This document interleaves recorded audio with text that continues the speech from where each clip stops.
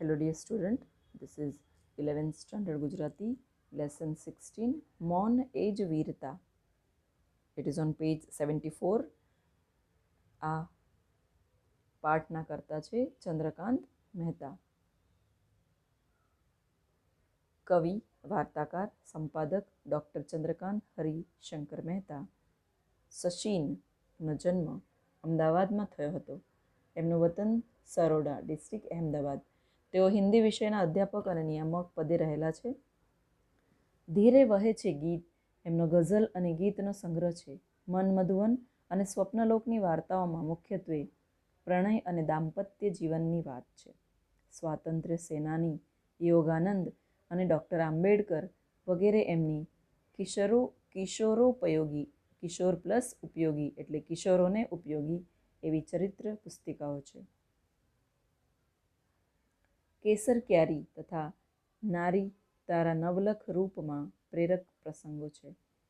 તો એક જ દે ચિનગારી તથા અંતરદ્વાર એમના ચિંતનાત્મક લેખના પુસ્તકો છે. ગુજરાત સમાચારમાં ચાલતી ગુફ્તેગો કોલમ નિમિત્તે લખાયેલું ગુફ્તેગો યુવાનો અને પરિણય તેમનું સાંસારિક બોધનું પુસ્તક છે. એમણે લોકકવિ અને મીર મુરાદવાણી નામે પુસ્તકો પણ આપ્યા છે. આ ઉપરાંત એમણે વિવેચન અને સંપાદન પણ આપ્યા છે. તો ચિલ્ડ્રન, લેખક અને કવિઓનો પરિચય જરૂરી છે બિકોઝ એમાંથી પણ કોઈક વાર પ્રશ્નો પૂછાઈ જાય છે. તો my dear children, in this lesson મૌન એટલે ચિંતન મનનનો મહિમા આ કાવ્યની અંદર, આ લેસનની અંદર સમજાવવામાં આવ્યો છે. તો આ લેસનમાં ભસવું એ કૂતરાનો સ્વભાવ છે અને મૌન એ માનવીનો.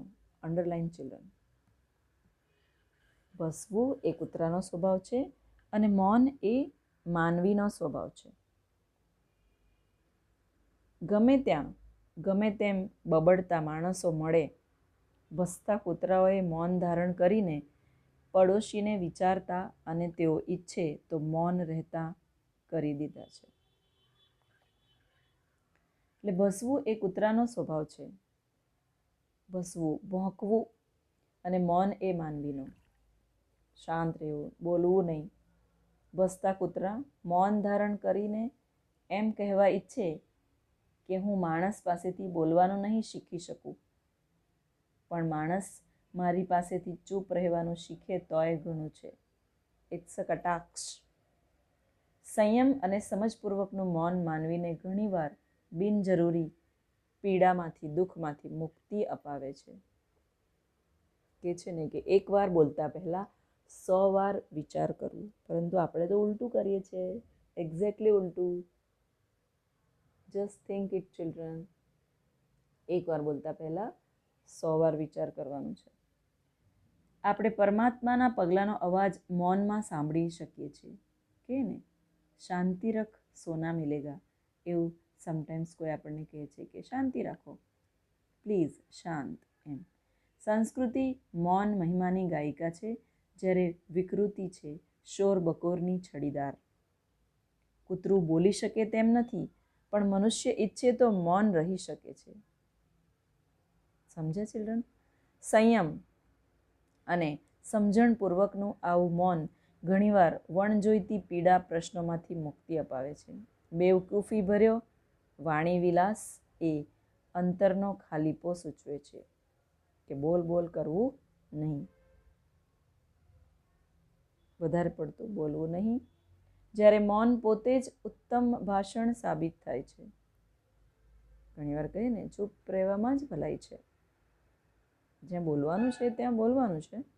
આત્માનો પરમાત્મા જોડેનો સંવાદ, ડિસ્કશન મૌનની મધુર મેળીએ જ સંભવે છે. એ આ ગદ્યખંડમાં સમજાવ્યું છે. મૌન એ જ વીરતા છે.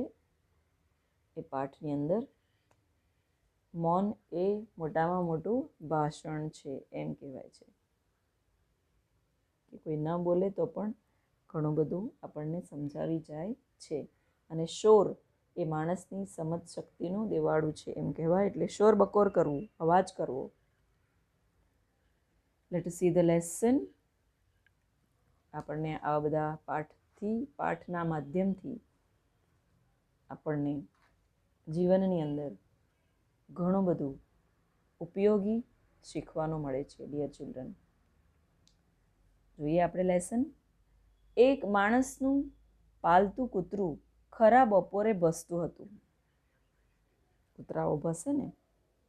એક માણસનું પાલતું કૂતરું, પેટ ડોગ, ખરા બપોરે ભસતું હતું. એને કારણે પાડોશીની ઊંઘમાં ખલેલ પડી. એના કારણે પાડોશીની ઊંઘમાં શું પડી? ખલેલ પડી. ખલેલ એટલે બાધા, રૂકાવટ, ડિસ્ટર્બ થઈ ગયો પડોશી. એટલે તરત જ એણે પેલા શ્વાનને, ચિલ્ડ્રન શ્વાન મીન્સ કૂતરો, માલિકને કહ્યું, તમને કૂતરા પાળવાનો શોખ છે તો એમને કેળવવાની પણ આદત રાખો. So what is the situation? કે એક માણસનું પાલતું કૂતરું ખરા બપોરે ભસતું હતું. એને કારણે પાડોશીની ઊંઘ ડિસ્ટર્બ થઈ ગઈ. એટલે એ તરત જ એના માલિકને કહેવા ગયો, જેની ઊંઘ ડિસ્ટર્બ થઈ ગઈ એ, કે તમને કૂતરા પાળવાનો શોખ છે તો એમને કેળવવાની પણ આદત રાખો ને. એટલે કે એમને શીખવાડો, ચૂપ રહેવાનું પણ શીખવાડો, શિક્ષણ આપો. કેળવવું મીન્સ ટુ ટીચ. પોતાના માલિક પર આગંતુકોને ક્રોધે ભરાયેલા જોઈને કોણ જાણે કેમ પણ પેલું કૂતરું શાંત થઈ ગયું.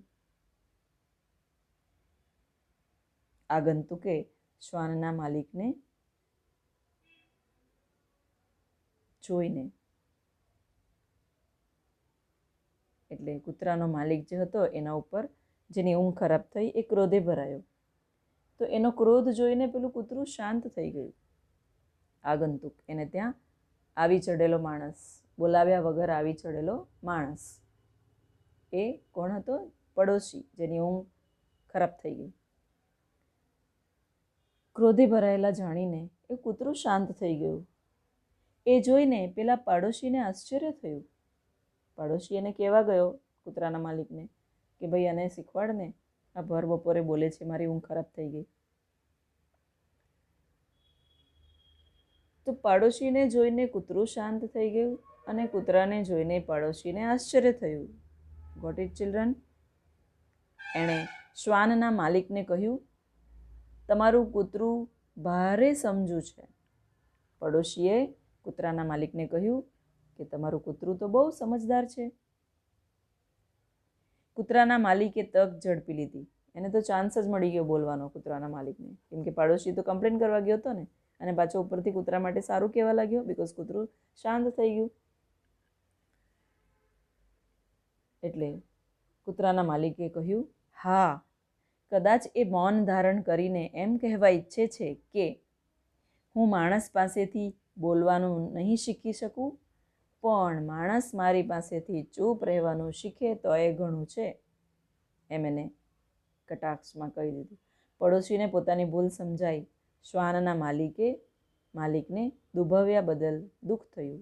એને કૂતરાના માલિકને કમ્પ્લેન કરવા ગયો એ બદલ દુઃખ થયું કે વાત સાચી હતી કે માણસ પાસેથી બોલવાનું તો નહીં શીખી શકે, પરંતુ માણસ એની પાસેથી ચૂપ રહેવાનું શીખી શકે તો એ બસ છે.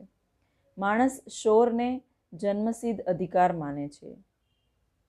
એને બદલે મૌન સર્વોત્તમ ભાષણ છે એવું માણસ સમજતો હોત તો એની કેટલી બધી ઉપાધિઓ ઓછી થઈ જાત. પરંતુ જ્યાં બોલવાનું છે ત્યાં બોલવાનું. ચિલ્ડ્રન, બોલે તેના બોર વેચાય એમ કહેવામાં છે, અને ન બોલવામાં 9 ગુણ. તો આપણને બંને વસ્તુ શીખવાડવામાં આવે છે. વી હેવ ટુ ડિસાઇડ કે ક્યારે શું કરવાનું છે. બોલે તેના બોર વેચાય, ન બોલવામાં 9 ગુણ.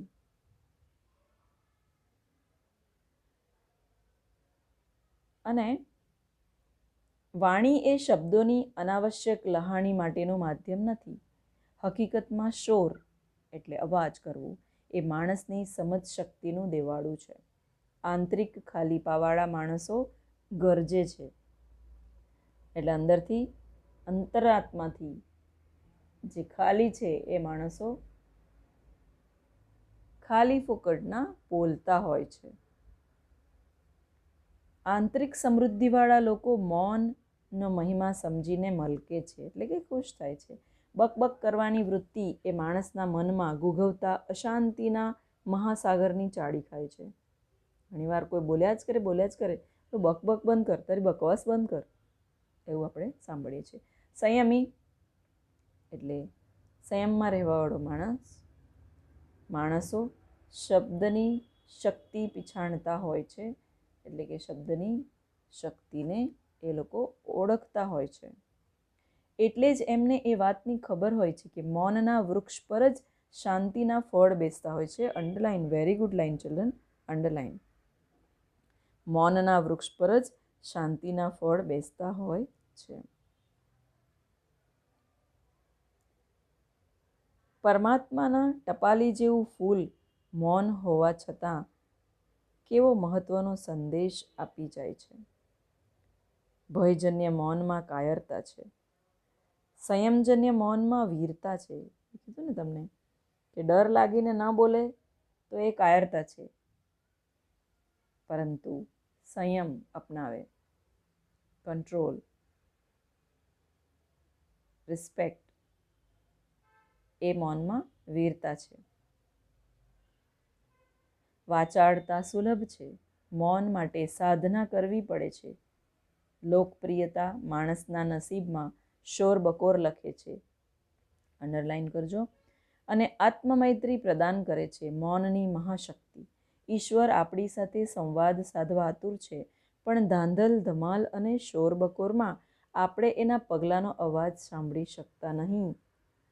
પરમાત્મા કહે છે, અંડરલાઇન, મારે બોલવું છે પણ તમારો આત્મા પહેલાં ચૂપ રહે એ શરતે. ભગવાન કહે છે, I want to speak with you, but તમે ચૂપ રહો ત્યારે ને બોલું. ઘણીવાર આપણે વાતો કરતા હોઈએ છીએ ત્યારે કે ભાઈ તું ચૂપ થા, હું બોલું એ સાંભળશે તો ખરો પહેલાં. ઈશ્વરના આ પડકારને ઝીલવા, ચેલેન્જને ઝીલવા માટે આંતરિક શાંતિના ઉપાસક બનવું પડે. સંસ્કૃતિ મૌન મહિમાની ગાયિકા છે, જ્યારે વિકૃતિ છે શોરબકોરની છડીદાર. વિકૃતિ એ શોરબકોરને ઝાલનાર છે, પકડનાર છે. સંસ્કૃતિ એટલે આપણી સભ્યતા, ડિસિપ્લિન.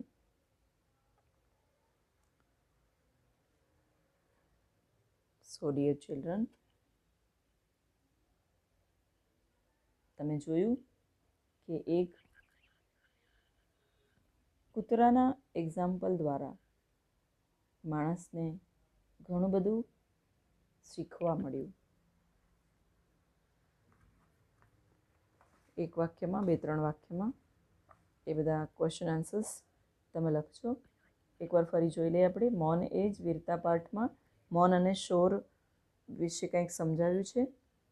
મૌન એ સર્વોત્તમ ભાષણ છે, શોર એ માણસની સમજ શક્તિનું દેવાળું છે. આગંતુકે શ્વાનના માલિકને કહ્યું, તમને કૂતરા પાળવાનો શોખ છે તો તમને એને શીખવવું જોઈએ કે ચૂપ રહે.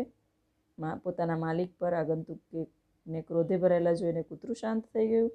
સંયમજન્ય મૌનમાં વીરતા છે, લેખક એવું માને છે, કારણ કે વાચાળતા સુલભ છે અને જ્યાં બોલવાનું છે ત્યાં તો બોલવાનું જ છે. નહીં તો બોલશો નહીં તો તમારા પ્રોબ્લેમ સોલ્વ કેવી રીતે થશે. તેને માટે ખાસ પ્રયત્ન કરવો પડતો નથી, પરંતુ મૌન માટે સાધના કરવી પડે છે. કે બોલવા માટે પ્રયત્ન કરવો પડતો નથી, પરંતુ શાંત રહેવા માટે સાધના કરવા પડે છે. પડોશીને પોતાની કઈ ભૂલ સમજાય કે પોતે ચૂપ ન રહ્યા અને કૂતરાના માલિકને દુઃખી કર્યા. એ માટે એને પોતાની ભૂલ સમજાય. એને લાગ્યું કે હું કેમ ગયો ત્યાં. કયા મૌનમાં કાયરતા છે? ભયજન્ય મૌનમાં, કે જેમાં ડર છે, ડરીને નથી બોલતા, એ કાયરતા છે. અને કયા મૌનમાં વીરતા છે? સંયમજન્ય મૌનમાં વીરતા છે. ઈશ્વરનો અવાજ આપણે સાંભળી શકતા નથી, કેમ કે ધાંધલ ધમાલ અને શોર બકોરના કારણે ઈશ્વરનો અવાજ સાંભળી શકતા નથી. તો ડિયર ચિલ્ડ્રન, આપણા ડે બાય ડેના આપણા વ્યવહારમાં, રોજિંદા જીવનમાં મનની શાંતિ માટે વિવેક અને વાણીનું ઘણું મહત્ત્વ છે. રિસ્પેક્ટ અને બોલવાનું. શબ્દની પોતાની એક શક્તિ છે. તે સંબંધો વિકસાવી શકે છે તેમજ સંબંધો બગાડી પણ શકે છે. આંધળાનો પુત્ર આંધળો જેવા દ્રૌપદીના શબ્દોએ મહાભારત ખેલાયું. સત્ય પણ પ્રિય બોલવું જોઈએ અને વર્તનમાં વિવેક રાખવો જોઈએ. એટલે જ મેં તમને કીધું, બોલતા પહેલાં 100 વાર વિચાર કરો અને પછી જ બોલો. એટલે વગર કામનું બોલ કરો નહીં. એના કરતાં તો જ્યાં જરૂરિયાત છે ત્યાં બોલો અને જ્યાં જરૂર નથી ત્યાં બોલવું નહીં. સો આઈ હોપ યુ અન્ડરસ્ટુડ. મૌન એ જ વીરતા. અને 2 વસ્તુ યાદ રાખજો કે જ્યાં ડર છે, ડરીને મૌન રહો એ કાયરતા છે, પરંતુ સંયમ રાખો, રિસ્પેક્ટ રાખો, એ મૌનમાં વીરતા છે. Thank you children.